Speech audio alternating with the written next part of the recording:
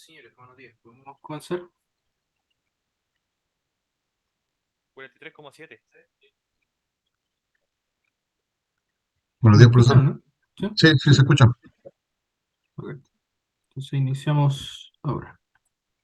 Voy a compartirle la pantalla. ¿Qué cosa que necesiten me van diciendo? ¿Vale?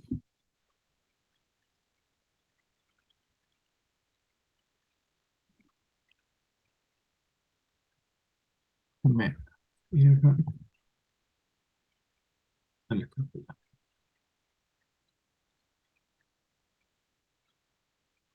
Entonces, para recapitular un poco y que no se nos quede nada por, por encima, vamos a ir a una página acá y vamos a iniciar un...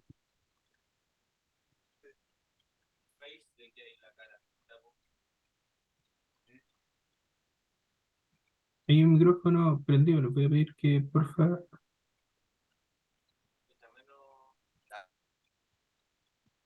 Ya, ahí sí. Ok. Entonces, vamos a hacer un resumen chiquitito de lo que hemos visto hasta ahora para continuar. Como es harta materia, creo que es necesario tener esa instancia, ¿ya? Entonces, ahí después yo se los comparto y ustedes van complementando todo lo que sea necesario. Entonces, acá no diagrama.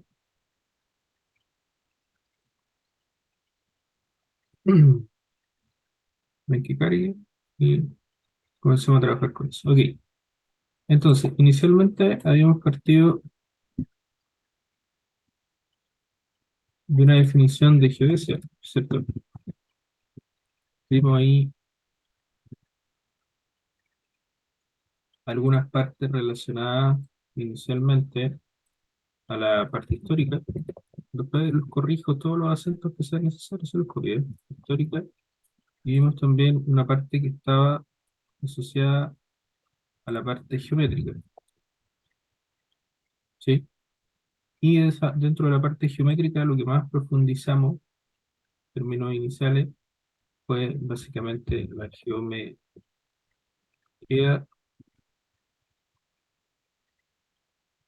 del elipsoide, ¿cierto?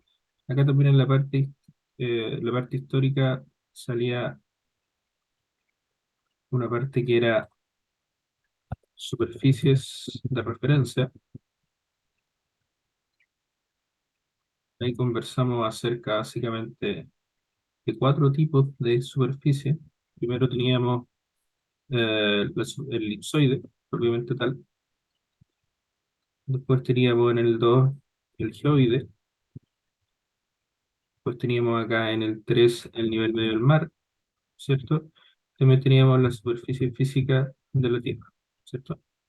Pero la geometría del elipsoide, yo les comentaba que era importante ver aspectos relacionados a, a, cono- a conocer el elipsoide,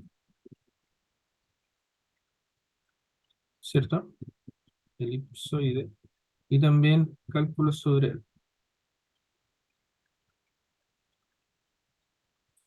¿cierto? Entonces, como teníamos esa película más o menos clara, podíamos realizar algunos cálculos de distancia, básicamente, ¿cierto?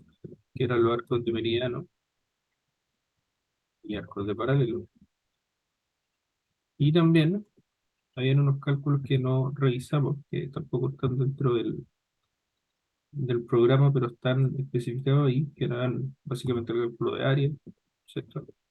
Y también ya que tenemos que matar una parte que se llama posicionamiento directo inverso, ¿cierto?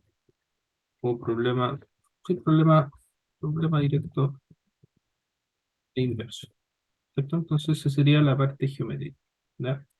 Después de acá hay una parte que deberíamos tratar hoy día también, que se llame sistemas geodésicos, ¿cierto? Los sistemas geodésicos básicamente se distribuyen en dos grandes grupos. El primero de ellos, voy a borrar un poco acá. El primero de ellos se llama topocéntrico, ¿cierto? Y el segundo de ellos se llama acá geocéntrico. ¿Sí? Cuando hablamos de estos dos grupos, básicamente en la parte topocéntrica vamos a hablar de átomos clásicos, ¿sí? Y acá cuando estamos en geocéntrico, vamos a hablar de sistemas de referencia. Y básicamente es todo lo que tiene que ver con ITRF y la densificación. Entonces acá también podemos ver, por ejemplo, WG74, también podemos, déjame colocar acá más ordenado, WGS84, ITRF, hay que ver qué es SIRGAS también, hay que ver qué es la red geodésica nacional. Acá en los datos clásicos normalmente nos encontramos con SAT 56, ajá, ahí, SAT 56, nos encontramos con SAT 69 y nos encontramos en menor medida, porque nada, de forma informativa con ITO 18. Entonces, cuando tenemos esa salida acá, hay un punto donde vamos a tener que encontrar esto en las transformaciones, ¿cierto? Ahí. Y este punto se va a tener que unir con eso que está acá, ¿cierto? Entonces ahí vamos a ver transformaciones y en paralelo, cuando hablamos de sistemas geodésicos, vamos a tener acá un subgrupo, vamos a pensar así, que va a hacer referencia a los sistemas de coordenadas, ¿cierto? ¿Por qué sistemas de coordenadas? Porque básicamente acá vamos a tratar un tema que no está en el programa propiamente tal, pero yo creo que es importante, que se llama sistemas locales mini, por ejemplo. ¿Por qué es importante eso? Porque los sistemas locales minas, ¿cierto? De alguna u otra forma tienen que trabajar mediante una transformación también con, ya sea los sistemas que están asociados, uy, no, los sistemas que están asociados a posicionamiento satelital, que básicamente es el ITRF, o también los datos clásicos en algún punto, ¿cierto? Pueden estar también referenciados a aquí. Entonces, hay varias cosas que hoy día tenemos que cerrar esta parte que es chiquitita, que es informativa, así que no nos debería tomar tanto. Después ya deberíamos entrar en toda esta parte del diagrama, para posteriormente también ver algún tema que tenemos que analizar acá, que es el tema de reducciones de distancia. Eso va a ser más que nada informativo. ¿Por qué? Porque en el tercer módulo ya tenemos que hacer ejercicios de PTL y cosas de ese tipo. Este módulo es más bien teórico, por si acaso, no es tan práctico como el anterior. ¿Ya? ¿Estamos claros hasta ahí? ¿Alguien que tenga que comentar algo? ¿No? Sí, estuvo bien ahí. ¿Sí? Ah, Ya, claro, entonces profe. ese es el diagrama que tendríamos que seguir. Acá, en transformaciones, voy a hacer acá otra caja más, ¿cierto?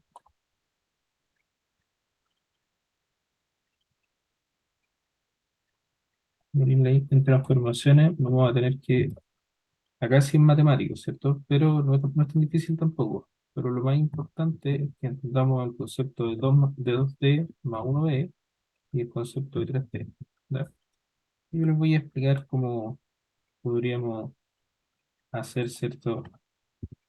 Algunas transformaciones, cómo ocupar la calculadora LIGM, cosas que no son muy complejas de ver, pero sí vale la pena echarle una mirada. ¿Vale? Entonces, para empezar, con ese diagrama y después yo lo saco de un video, ¿vale? Acá hay una, quedamos más o menos hasta por ahí, ¿cierto? Arcos de paralelo y arcos de meridiano, eso lo programamos y eso lo mandé en un código, ¿cierto? Y había un ejercicio también que estaba como en la parte de aviso del profesor que ustedes podían realizar, pudieron hacerlo, eso, implementarlo, era básicamente lo mismo que habíamos hecho en la clase, pero con otra estación, ¿cierto? ¿Sí? Ok.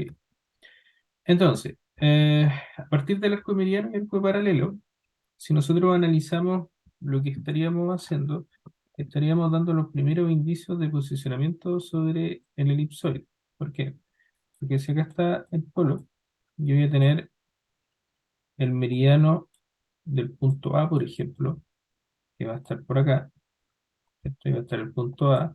Ese va a tener una latitud y una longitud en un elipsoide especificado.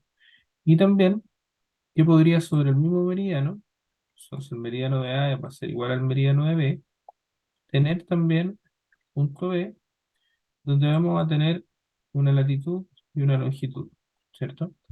Pensemos entonces que inicialmente yo no tengo la idea general, ¿cierto? O no tengo o desconozco las coordenadas de B. Y más bien yo tengo acá, ¿cierto? Una distancia de A a B, ¿sí? Y tengo también un azimut de A a B, ¿cierto? Entonces, si esto de acá ustedes lo llevan a un plano bidimensional, como en topografía, ¿cierto? Yo voy a tener básicamente un punto A, voy a tener acá el norte, voy a tener un azimut al punto B, ¿cierto? El azimut, y voy a tener una distancia horizontal. Entonces ahí ustedes de la trigonometría, como bien saben, pueden calcular las coordenadas de B, ¿cierto? Y calculando las coordenadas de B en topografía estamos ok. Acá es la misma situación, pero la única diferencia es que el azimut va a ir en esa dirección, por lo tanto no es un azimut, ¿cierto? Que sea recto, como el de acá, ¿sí? Y la distancia va a ir sobre una superficie curva.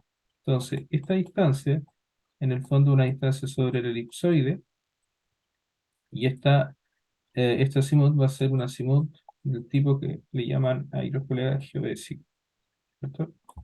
Entonces, si nosotros queremos contextualizar eso en un sistema 2D, ¿cierto? Vamos a tener acá, por ejemplo, A, y acá vamos a tener B. Y claro, si yo pienso en la existencia de un azimut geodésico, yo debería hacer que el norte converja al polo, por lo tanto voy a tener ese norte que está ahí, en contrapartida del norte de cuadrícula, va a estar para allá, ¿sí? Y la distancia que acá yo la estoy tomando horizontal, en el fondo, sobre el elipsoide, va a estar una distancia que va a ser así, ¿cierto? Entonces, ahí hay dos conceptos que entran. El primero de ellos es un ángulo, que le vamos a llamar T, que va a estar, ¿cierto?, entre el azimut que viene desde la convergencia del polo, que hasta el polo, ¿cierto? Entonces, esto se extrapola para acá.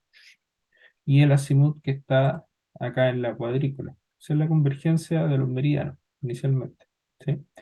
Y acá hay una distancia que es horizontal, que es la que permite en el plano, ¿cierto?, hacer la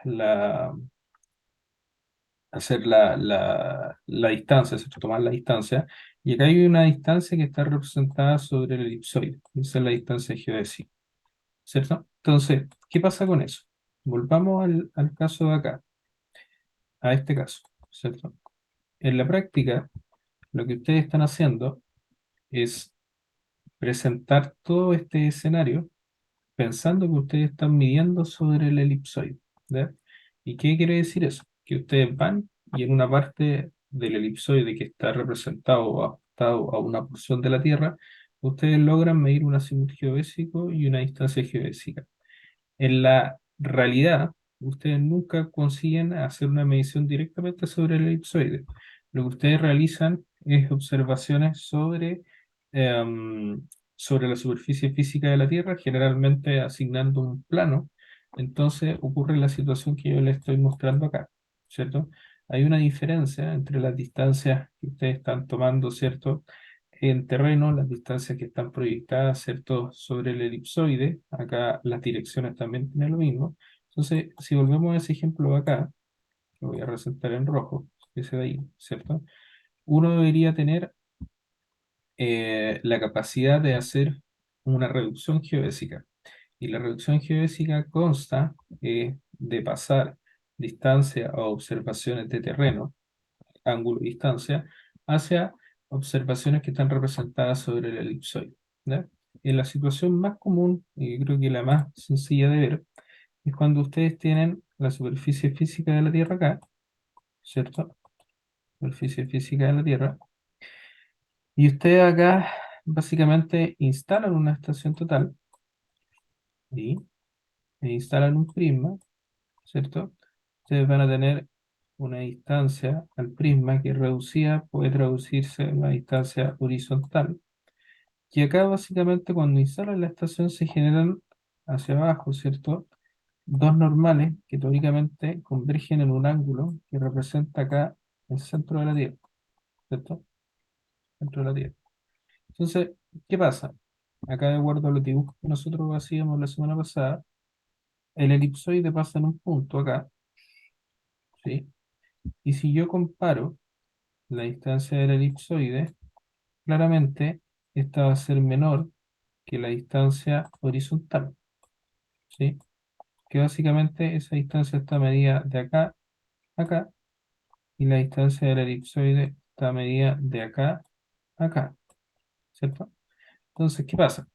Cuando ustedes tienen que realizar, por ejemplo, observaciones para hacer posicionamiento geodésico, los colegas lo que hacían anteriormente cuando el cálculo era realmente a mano, tomaban distancias, eran reducidas, eran tratadas, eran analizadas estadísticamente, todo lo que conlleva el proceso de medición de redes, ¿cierto? Clásica, y se determinaba una distancia. Y esa distancia después tenía que ser traspasada, ¿cierto? Acá abajo, a la distancia sobre el elipsoide, para que podamos tener esa distancia que está ahí, ¿cierto?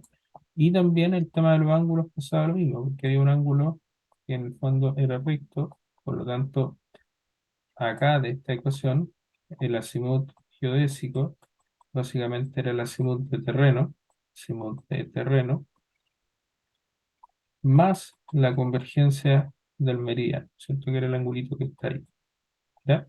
Ese concepto que está ahí da origen a dos salidas. La primera de ellas era el problema directo o fundamental de la geodesia, que te decía lo siguiente: mire, usted está en un punto A y ese punto A tiene latitud y longitud, ¿cierto? Y usted tiene que ir a un punto B donde nosotros no conocemos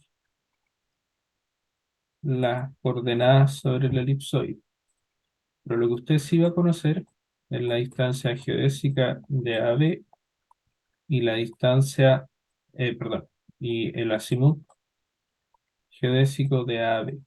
Eso es el primer problema fundamental de la geodesia. ¿Ya? El segundo problema es el problema inverso, o segundo inverso, o segundo problema de la geodesia, que básicamente, si usted tiene el azimut de acá de AB, ¿cierto? Perdón, las coordenadas de AB, miento, y las coordenadas de B, también sobre el elipsoide, usted indirectamente podría calcular lo que se conoce como distancia geodésica de A a B y también el azimut geodésico de A a B o también el azimut geodésico de B a A, ¿cierto? Esas dos pegas que están ahí, esa y esa, eran en un principio bien importantes en la definición de los datos clásicos. Si ustedes ven, por ejemplo, déjenme buscar acá un documento para que podamos ver eso. Esto puede ser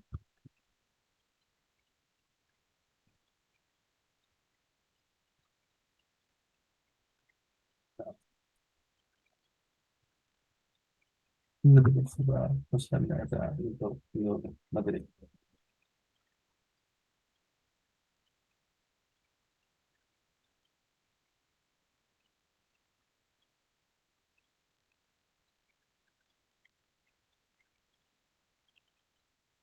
Acá. Acá, por ejemplo. Cuando ustedes tienen, ¿cierto? Las primeras, eso lo vamos a ver con más calma en definición un ratito más, ¿cierto? Pero para que me entiendan dónde se aplicaba esto. Cuando ustedes tienen la definición de los datos clásicos en la canoa, ¿cierto? O también en TUA en Brasil, que son definiciones topocéntricas, y vamos a ver eso también qué significa. Había un punto donde la superficie física de la Tierra era tangente a la superficie del elipsoide. O sea, en un punto se encontraba el elipsoide y la superficie física de la Tierra.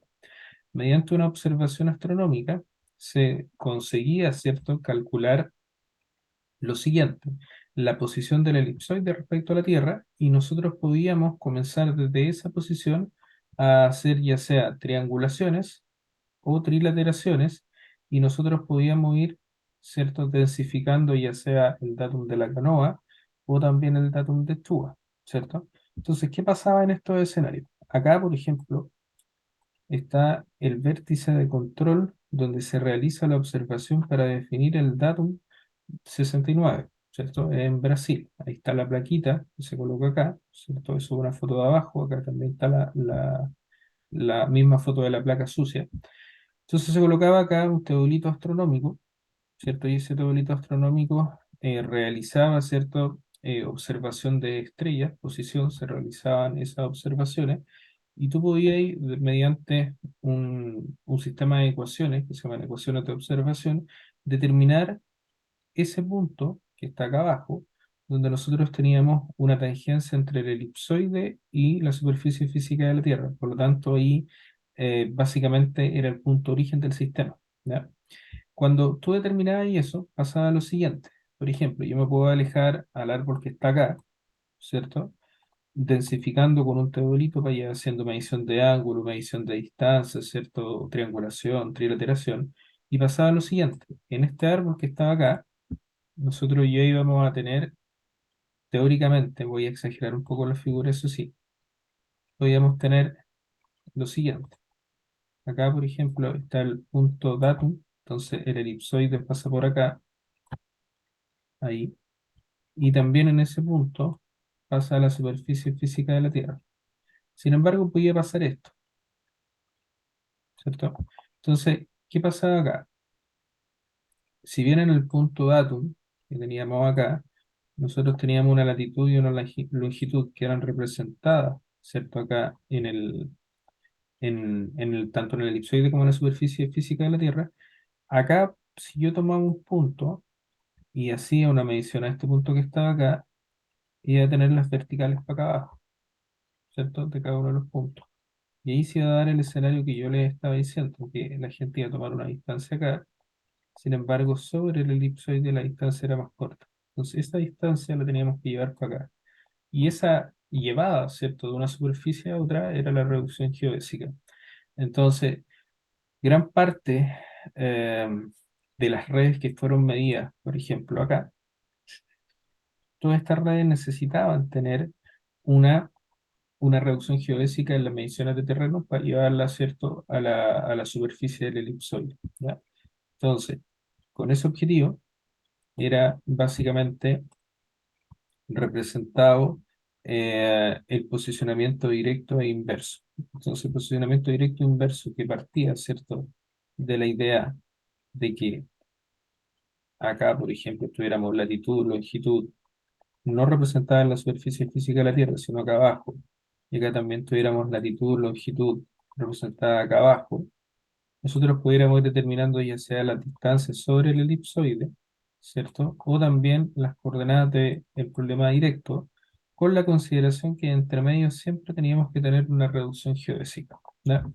Si ustedes ven hoy día, para ejemplificar eso, en los softwares de procesamiento de datos, déjenme abrir acá, siempre, o la mayoría, al menos de los softwares que están más en,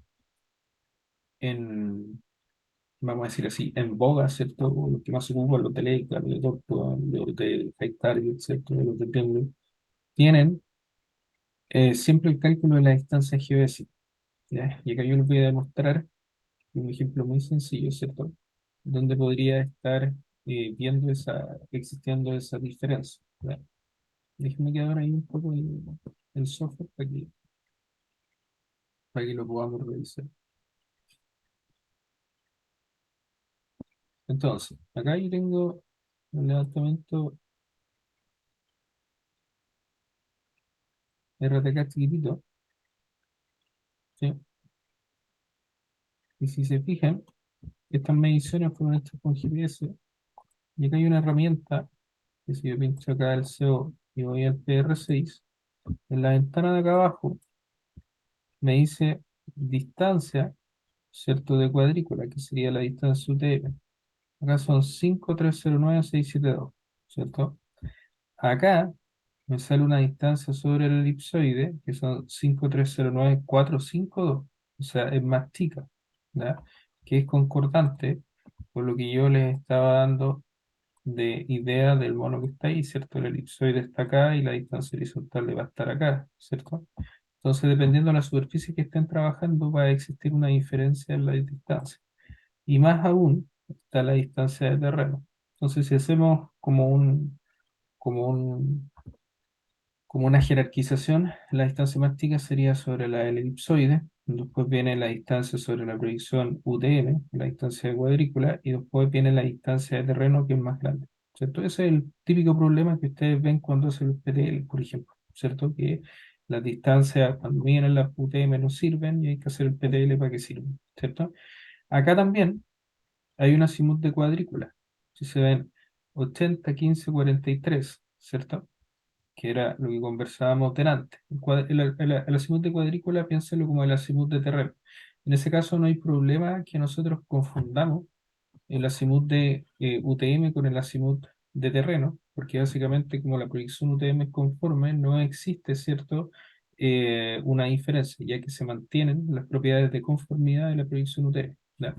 Entonces el azimut de cuadrícula acá 80, 15, 43, que podríamos tomarlo como de terreno, y el azimut geodésico es 81, si se fijan. Entonces, acá, por ejemplo, en los software, si ustedes van a ver, déjenme acá en vista, ahí yo les puedo decir cómo instalar el TDC con un periodo gratis, después, para que puedan echar una mirada a estos ejemplos.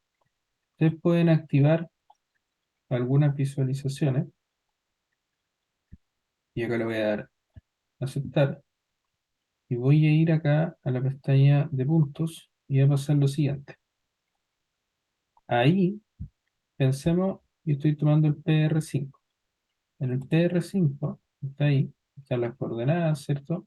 Y acá hay factores de escala. Esos factores de escala buscan que tú puedas ir saltando de una superficie a otra. O sea, ahí eso lo tenemos que ver el módulo que viene con detención en todo caso. Pero voy a adelantar un poco. Los factores de escala se aplican sobre la distancia. Entonces, si se fijan, acá hay un factor de escala para el PR5 que es 1.900029672, ¿cierto? Y ese factor de escala nos permitiría ir de una distancia, por ejemplo, elipsoidal, a una distancia de terreno, a una distancia de terreno, a una distancia UTM, ¿cierto? Se pueden ocupar de diferentes formas, hay diferentes tipos de factores, pero lo importante que quería mostrarle acá, o sea, lo otro también es importante, pero para cerrar el ejemplo, que se fijan, el ángulo de convergencia de los meridianos es 1.08, ¿cierto? 32. Y acá si vemos la diferencia, es 80, 15, 43, la segunda cuadrícula, y acá es 81, 25, 13. Entonces es aproximadamente ese valor, 1.08 la diferencia. Entonces, la convergencia de los meridianos, la distancia geodésica, y también ciertos los factores de escala, la mayoría de los software lo deberían dar, ¿ya? Ahora, siendo bien honesto, para que no crean que no, o sea, se pasa informativamente esto porque a la hora del cálculo esto ya está automatizado. ¿Dónde no estaba automatizado? Cuando nosotros teníamos estos escenarios que estaban acá, ¿cierto? Donde debía existir el proceso realizado a mano, ¿ya? Entonces, en resumen, para ir cerrando esa parte, acá, si vemos nuestro diagrama, nosotros en el posicionamiento sobre el elipsoide debíamos conocer básicamente, conocer el elipsoide en el que estamos trabajando. Acá va a haber una relación que es súper interesante de ver, porque si yo abro la posibilidad de ir acá, ¿cierto? Me voy a dar cuenta que va a existir una relación directa entre los sistemas geodésicos y la geometría del elipsoide. Si ustedes se acuerdan, había un libro en el módulo 1, se llamaba, acá, era este, el sistema geodésico de Jekyll, que lo ocupamos. Y en la página 21, donde ustedes realizaron, ¿cierto? Los ejercicios, vimos las tablas, se dan cuenta que los parámetros del elipsoide son diferentes, ¿cierto? El internacional del 24 es diferente al del GR80. Entonces, acá en el diagrama que yo estaba intentando realizar, ¿por qué yo conecto esta parte geométrica al sistema geodésico? Porque si ustedes hacen la visión del datum clásico, que lo vamos a ver con atención ahora, ¿cierto? Va a existir un elipsoide para cada uno de estos, para el 56, para el 69, para el 18, ¿ya? Entonces, ¿dónde estaría la mayor recomendación ahí? Que cuando ustedes ocupan un software, en este caso un TBC, ustedes en información del sistema de coordenadas tengan claro, por ejemplo, que la configuración va a llamar por detrás, ¿cierto?, a una elipsoide. ¿Y cómo pueden verificar eso? Acá, por ejemplo, está la librería de sistemas geodésicos, en este software en particular, y acá está una pestaña con los elipsoides. Entonces, por ejemplo, si yo acá busco el de GR80 y le doy doble clic, ahí están los parámetros que hemos calculado entre todos. O sea, no le estoy enseñando nada que no vaya a estar disponible en un software, ¿ya? Entonces, ahí está el del GR80. Acá, por ejemplo, si vamos un poquito más allá, va a estar el del 84. También tiene los parámetros que ustedes calcularon. Los pueden comprobar después, son los mismos, ¿cierto? Y si me dan un minuto para ir por acá, en algún punto esto debería estar el internacional del 24. Ahí está. El del SAT 56 son los mismos valores, ¿cierto? Y en algún punto también podríamos tener por acá el sudamericano. eh, Aquí, sudamericano del 69, que también están en esas tablas que yo les comentaba. Esos son los más comunes para Sudamérica. Evidentemente, por ejemplo, si ustedes ocupan hay un libro que se llama Sakato de geodesia, y en ese libro hace referencia en la mayoría de los ejercicios a ese elipsoide, creo que un elipsoide pensado en un sistema casi local, ¿cierto? De Rusia o de la Unión Soviética, quieren verlo, ¿ya? Entonces, ahí está, ¿cierto? Esa parte del problema directo e inverso. Es teórico porque básicamente los software acá lo dan. La programación nos tardaría un montón de tiempo en realizarla. De igual forma, ahí les voy a mostrar unos ejemplos después con algunas calculadoras que se pueden ocupar para aquí, ¿ya? Entonces, acá, en el diagrama nuestro, lo importante sería que básicamente se entienda el concepto de posicionar y el concepto de reducción de distancia principalmente. Esta parte de reducción de distancia la tenemos que ver en el módulo 3 porque hay que calcular. eh, Hay que hacer la transformación de distancia geodésica a distancia UTM, hay que hacer la transformación a distancia de terreno, hay que analizar los factores de escala, toda esa tabla que estaba acá, ¿cierto? Todos esos valores que están acá, hay que calcularlos, ¿ya? Y yo lo voy a explicar cómo se calculan, cómo se obtienen, todo lo demás. Y ahí pasa algo bien, bien entretenido, porque en algunos puntos de los que estamos acá, se van a dar cuenta, vamos a ocupar este ejemplo, en algunos de esos puntos se da la casualidad de que el elipsoide pasa sobre la superficie física de la Tierra, que era una de las discusiones que teníamos la semana pasada, ¿se acuerdan? Les decía que siempre en los libros se coloca el elipsoide bajo la superficie física de la Tierra, sin embargo acá en algunos puntos el elipsoide pasa sobre. Entonces, ¿en dónde se evidencia eso? Se evidencia en la distancia, porque como el mono que hacemos acá es de esa forma, el elipsoide pasa por acá arriba, entonces puede dar caso que la distancia sea mayor, ¿cierto? sobre el elipsoide o sobre la proyección UTM, que es la instancia de terreno propiamente tal. ¿Ya? ¿Me siguen con eso? ¿Sí o no? Sí, profesor. ¿Sí? Clarito. Profe, Ya. Bacán. Entonces, dentro del programa, acá se pide que ustedes vean la parte del sistema geodésico. ¿Ya? Vamos a ir igual haciendo la conexión para atrás. ¿Ya? Sin embargo, en esta parte, como les comentaba, es más bien teórica, ¿cierto? Y eso que sea teórico en ocasiones es un poco cansador, ¿cierto? Pero es importante que sea revisado. ¿Ya? Y después les arreglo todos los acentos y todas esas cosas en el diagrama. ¿Ya? Entonces, pensemos en lo siguiente. Pensemos que acá vamos a tener un elipsoide bien definido, ¿cierto? Que va a estar acá, ¿vale? Ahí, bueno, no un punto. Y ese elipsoide que está bien definido, que teóricamente nosotros ya sabemos calcular algunos elementos sobre él, tiene que estar, ¿cierto? Acá acoplado, por decirlo de alguna forma, a la superficie tiene que estar acoplado a la Tierra, en estricto rigor, ¿cierto? Entonces, claro, el elipsoide está por acá, y la superficie física o la Tierra está por acá, y yo de alguna forma tengo que tomar el elipsoide y posicionarlo, ¿cierto?, sobre la Tierra para que básicamente pase lo siguiente. Yo voy a tener acá la superficie de la Tierra, estoy haciendo como un zoom in, ¿cierto? Teóricamente el elipsoide podría pasar por acá. Entonces, ¿cuál es la idea de hacer ese proceso que yo les estoy diciendo?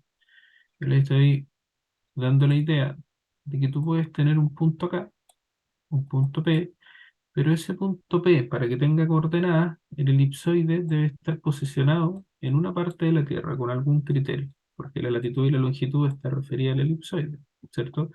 La distancia de la altura elipsoidal también depende de eso, ¿sí? Entonces, ahí nacen lo que se conoce como sistemas geodésicos y en particular, vamos a ocupar acá la herramienta de recorte, y en particular esta primera parte que está acá, ¿sí? ¿Por qué? Porque la primera definición de los sistemas se sustenta en una definición que es topocéntrica y que se sustenta también en la observación de astronomía, ¿cierto? Entonces, ¿han escuchado hablar de los T2? Sí, los T2 son los tabelitos que la mayoría de los colegas ocupaban en un inicio para hacer reiteraciones, que gozan de una alta estabilidad, que son bien precisos, ¿cierto? Eso tenían una variante, que es un T4, ¿cierto? O también modelos que en su versión decían astronómico, ¿cierto? Y eso sustentan la definición de los primeros sistemas. ¿Por qué? Porque acá hay una idea de que para posicionar el elipsoide, llevarlo de acá hacia la superficie física de la Tierra, debe existir un punto de tangencia, que era lo que comentábamos delante, ¿cierto? Entonces el elipsoide queda de esta forma posicionado, ¿sí? Ahí está. Y el punto de contacto nos permite saber en qué coordenada estamos. Ahora ustedes dirán, ¿cómo eso es posible? ¿Cierto? Y eso es posible básicamente con una definición astronómica, ¿cierto?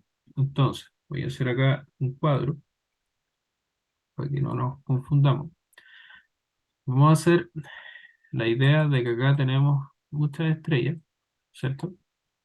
Y esas estrellas que están ahí están catalogadas en vamos a decir así, en un repositorio donde tienen posición, ¿cierto? Y esa posición de estas estrellas que están acá corresponden al sistema celeste. Y en el sistema celeste tú vas a tener coordenadas de carácter astronómico, que son latitud astronómica y longitud astronómica, de forma muy general, ¿cierto? Entonces, ¿qué pasaba? Acá estaba la superficie, perdón, voy a hacerlo el mismo color para que no nos confundamos. donde está la superficie física de la Tierra, ¿sí? Y el elipsoide en ese punto se asumía como tangente, entonces pasaba como por acá, ¿cierto? Acá está el elipsoide. Y acá se colocaba este teodolito astronómico que les digo yo, ¿cierto? Y se realizaba la observación de direcciones, ¿cierto? Hacia estas estrellas. Solamente direcciones, no distancia, ¿sí? Entonces, finalmente, es como en un túnel, ¿cierto? En un túnel cuando un túnel civil. Cuando ustedes colocan la estación total y pinchan los prismas que tienen coordenadas, básicamente ustedes tienen la posición de de la estación total en el sistema del túnel, que es estación libre, potenón, sección inversa, como quieran llamarlo. Acá pasa lo mismo, pero este punto que está acá, ¿cierto? Queda en el sistema celeste. Entonces, como queda en el sistema celeste, no me sirve porque está en el sistema de las estrellas. Yo quiero básicamente un sistema que esté adosado a la Tierra. Y ahí, en el PPT, ¿cierto? Hay una parte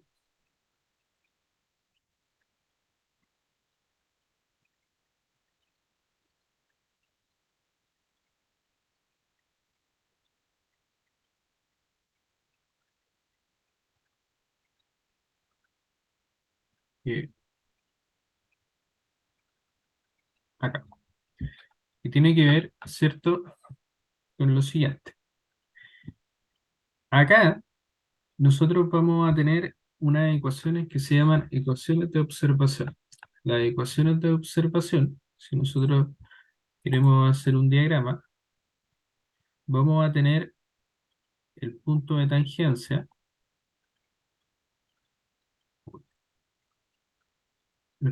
Por eso por es difícil escribir con el mouse. El punto de tangencia en el sistema celeste, mediante la observación astronómica.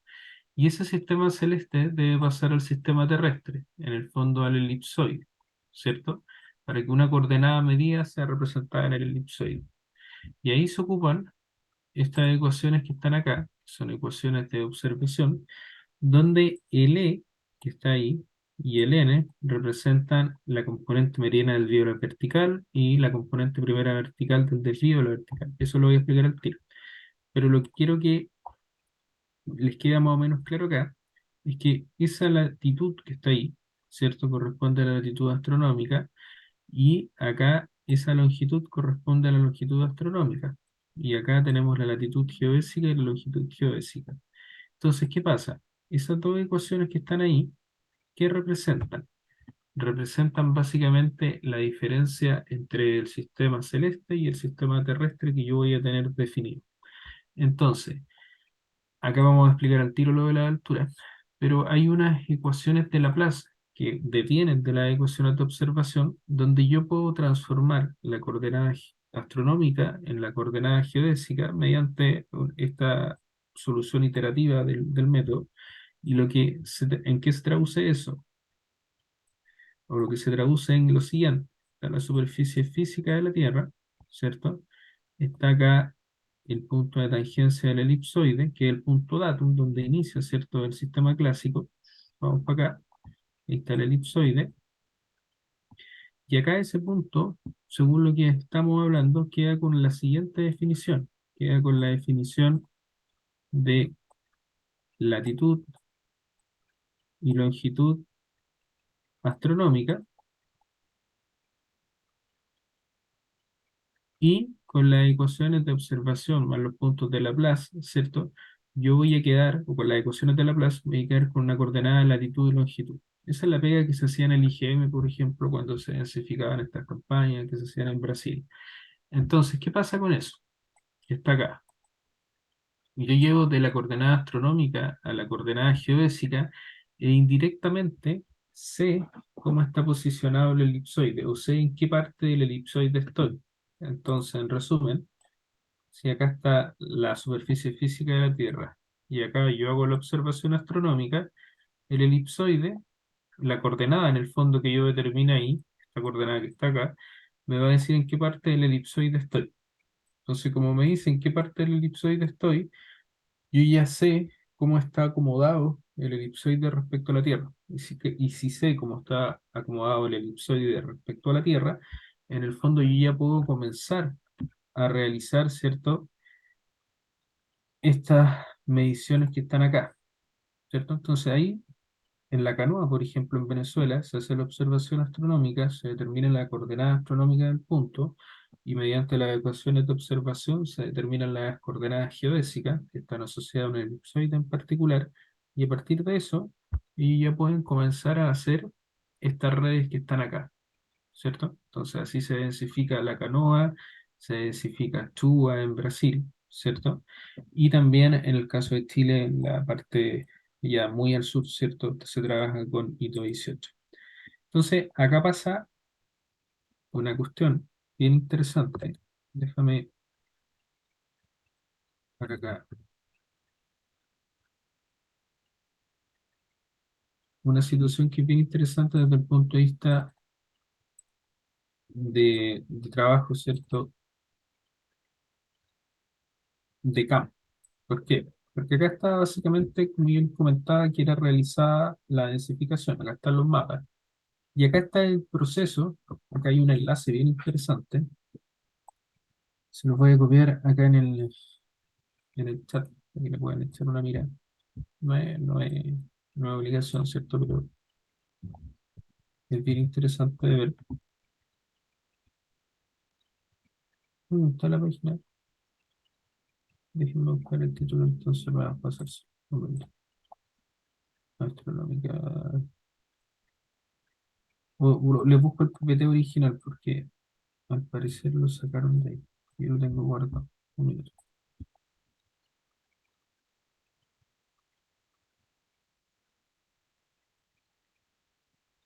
Ahí está. Entonces, me he copiado mal el link, porque le cambiaron la, la ruta. El segundo que va está bueno. Ya. Entonces, ¿qué pasa? Acá para densificar eso no era como es ahora, pues, ¿cierto? Ahí está el instrumento que se empleaba, ¿cierto?, para realizar la observación astronómica. Si ustedes se fijan, acá la persona que está midiendo está dando una visión, y por una visión como horizontal, ¿cierto? Y una serie de espejos le permiten tomar la medición hacia arriba, ¿cierto? Ahí realizan las observaciones astronómicas, y ese punto que está ahí es donde está realizada la observación astronómica en el caso del 56, por ejemplo, en Venezuela, ¿cierto?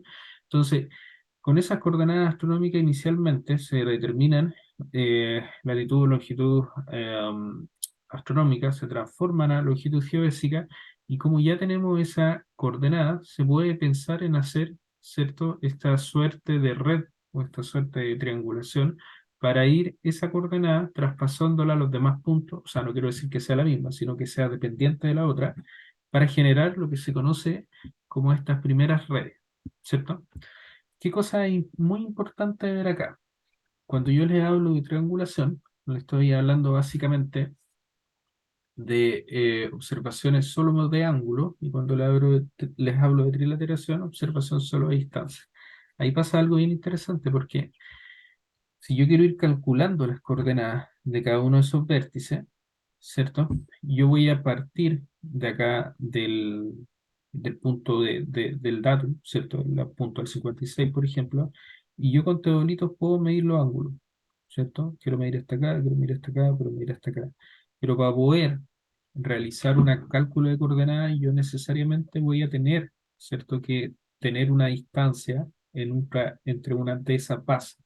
Entonces lo que se hacía acá era calibrar, ¿cierto?, una vara, y esa vara se ocupaba como patrón para determinar una distancia más o menos corta, o una distancia que se pudiera, ¿cierto?, materializar fácilmente en terreno. Entonces nosotros teníamos esta distancia que está acá, medíamos los ángulos, y por trigonometría se iban calculando las diferentes, eh, las diferentes coordenadas de esta red, ¿ya? ¿Cuál era el principal problema de ello? El principal problema era que nosotros, mediante avanzábamos por acá, veamos acá el mono de acá, mientras avanzamos por acá, por la forma que tenían estas redes, estos triángulos, ¿cierto?, se iba perdiendo la dirección.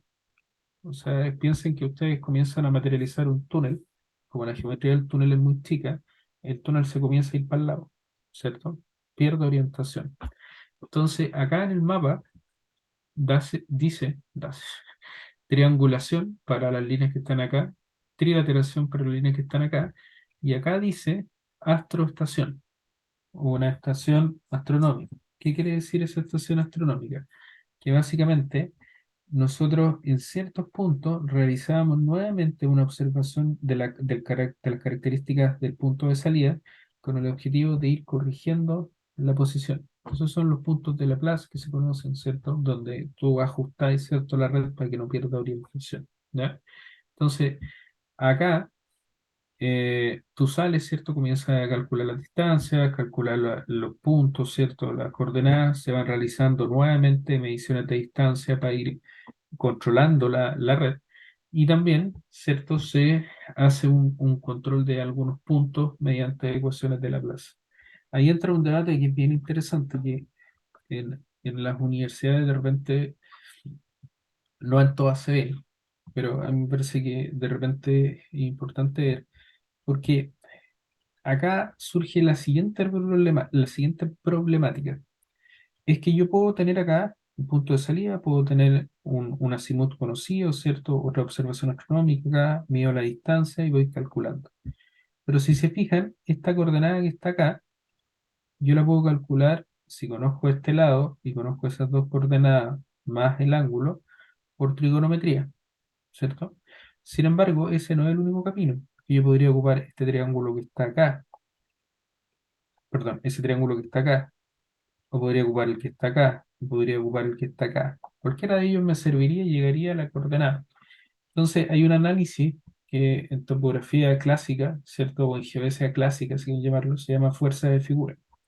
La fuerza de figura es un análisis estadístico que permite, un análisis geométrico estadístico, quizá, que permite determinar cuál es el mejor camino para ir calculando las distancias. O sea, yo salgo de esta línea, a mí me conviene más quizás hacer este y este, o me conviene directamente calcular este, ¿cierto? Y después este punto es fijo y acá tengo múltiples opciones para llegar a este, por ejemplo.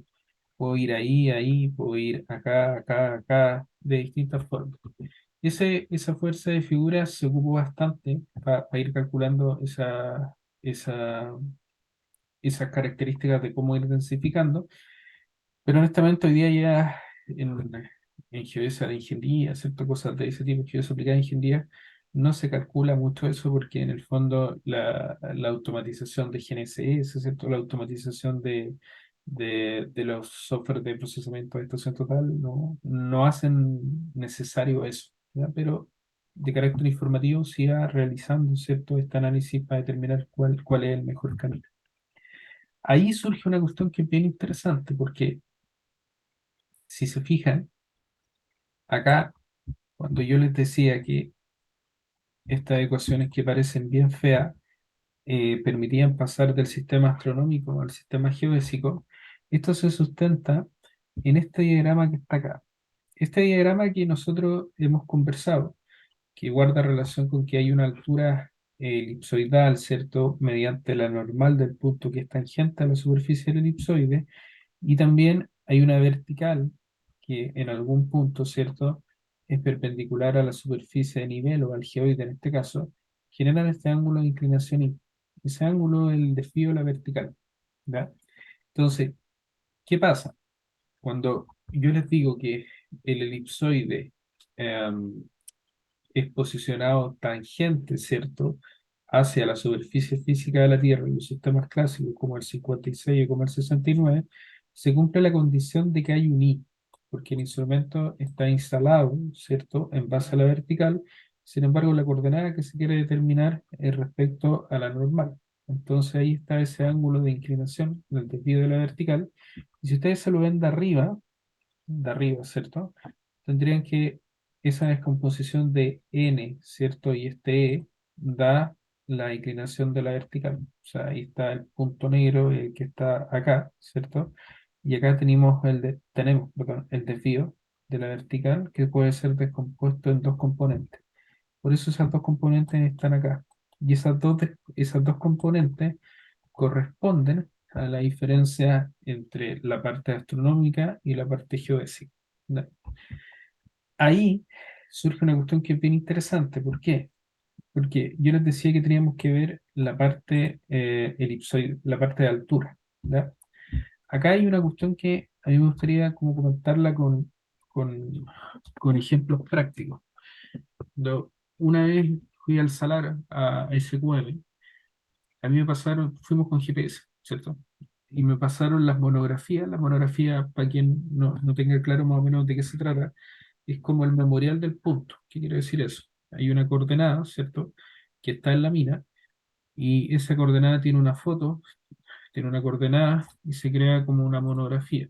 Que vendría siendo, déjenme ver si tengo alguna por acá. Bueno, busquemos una. Vendría siendo algo como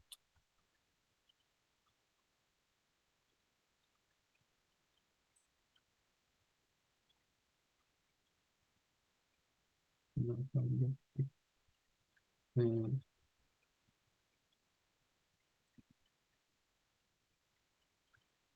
vendría siendo algo como, algo como esto, ¿cierto? Dice algo como esto, básicamente en la posición del punto, y son las coordenadas, ¿cierto?, que tiene el punto. ¿Ya? Me refería a un sistema geodésico en particular. Entonces, para hacer bien corta esta parte, yo cuando vi esa monografía, me percaté que la monografía tenía lo siguiente. Decía, mire, este punto que usted va a ocupar tiene una latitud, una longitud que dependen del datum, del datum SAT 56. ¿Ya? Perfecto. Y ahí yo me percaté de algo, que esa misma coordenada tenía latitud, longitud y altura elipsoidal en WG84, ¿cierto? Entonces, claramente, esas coordenadas de latitud y longitud eran diferentes. Sin embargo, este H que estaba acá era el mismo H que estaba acá, ¿sí? Entonces yo le decía al gimnasio en esa época, oiga, pero ¿por qué así? ¿O está mala la monografía, la copiaron mal? Y él me dijo, no, en verdad, no cacho, pero está así, siempre la hemos ocupado así, así que dale nomás. ¿Ya? Ahí se generó una complicación que después se las comento en detalle, pero hay un sustento de por qué pasa eso. Y el sustento tiene que ver justo con esta ecuación que está acá. ¿Por qué? Porque si nosotros analizamos la figura que hemos conversado siempre, si está la superficie física de la Tierra acá, ¿cierto? Y está el punto de tangencia con el elipsoide acá, claramente ahí se da la situación que nosotros vamos a tener esta ecuación que está acá. Que esa ecuación que está ahí, se me había perdido, perdón, vamos a sacarlo un recorte. Esa ecuación que está ahí, si yo tengo punto de tangencia, se da el caso de lo siguiente.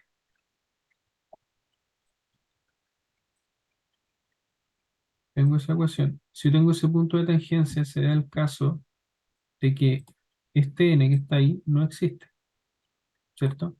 Por lo tanto, se implica que h es igual a h, ¿cierto? Porque no hay ondulación en el fondo. ¿Ya? Y ahí también se cumple otra condición, que en los sistemas clásicos, como el 56, ¿cierto? O como el SAT 69, en el caso de su definición teórica, se asumen ciertas características, ¿cierto? Y algunas de esas características hacen, por ejemplo, que nosotros podamos definir en este punto de tangencia la no existencia de un sistema vertical, ¿ya? Entonces, ¿qué quiere decir que no haya un sistema vertical?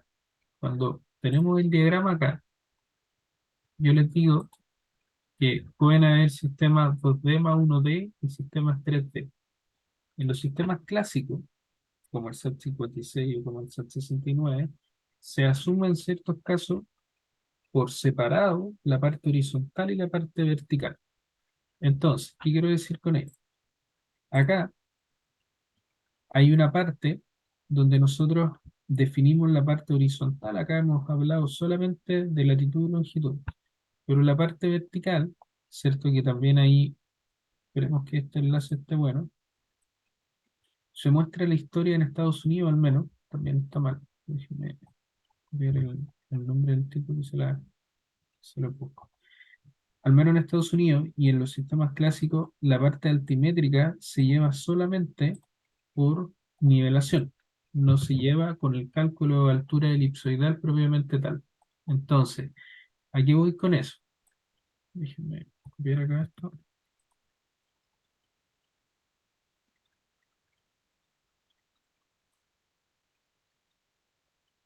Ah, a ver si tendría que buscar acá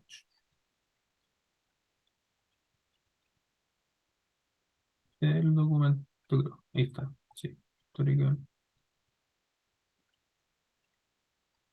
Claro, ahí está la definición, lo voy a copiar el este para que le echen una mira también.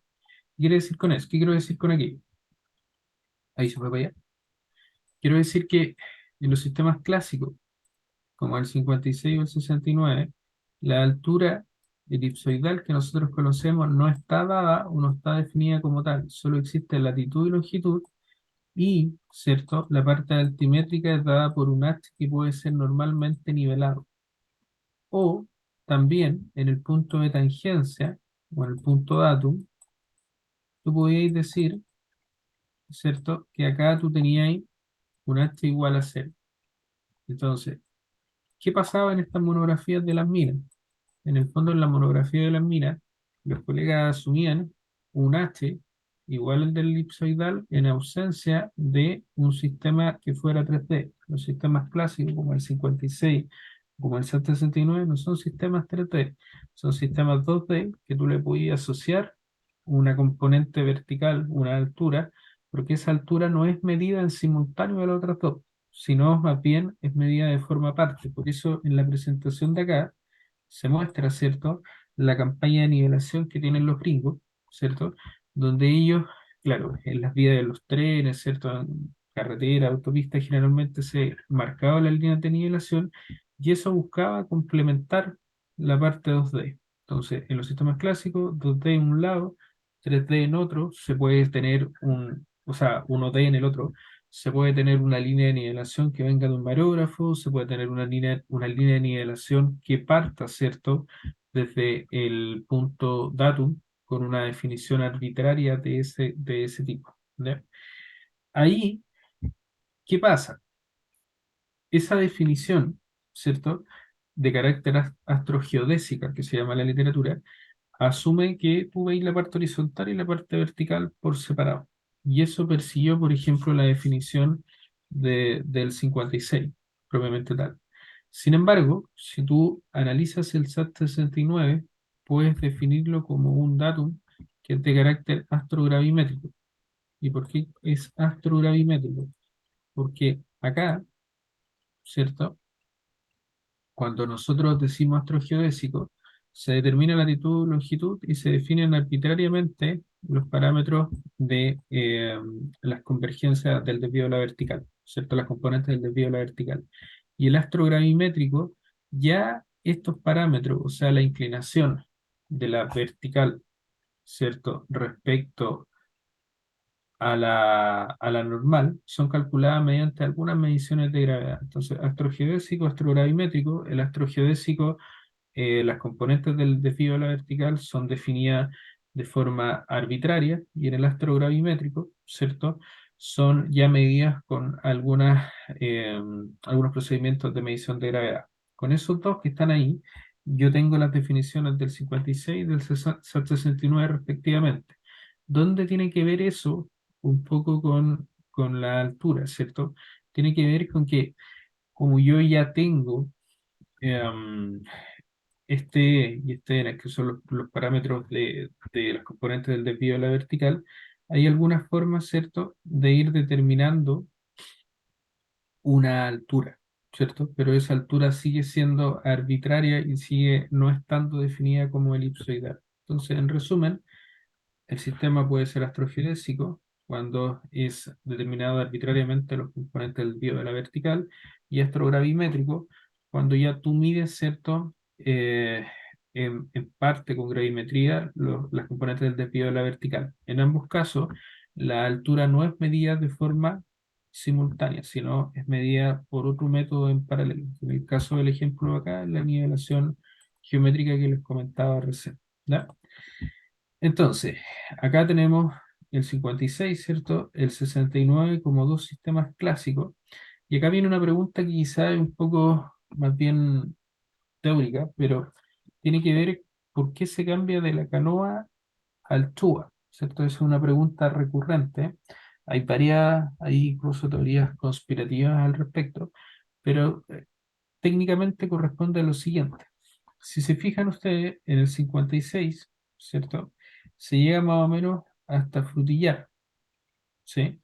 Un poquito más allá de Frutillar. ¿Y qué pasaba? Pasa, les voy a mostrar una foto después del break, que esa condición, ¿cierto? Vamos a plantear así, desde que llegue hasta Frutillar solamente el 56, guarda relación con algunas imágenes que podemos ver acá. Déjenme ver si...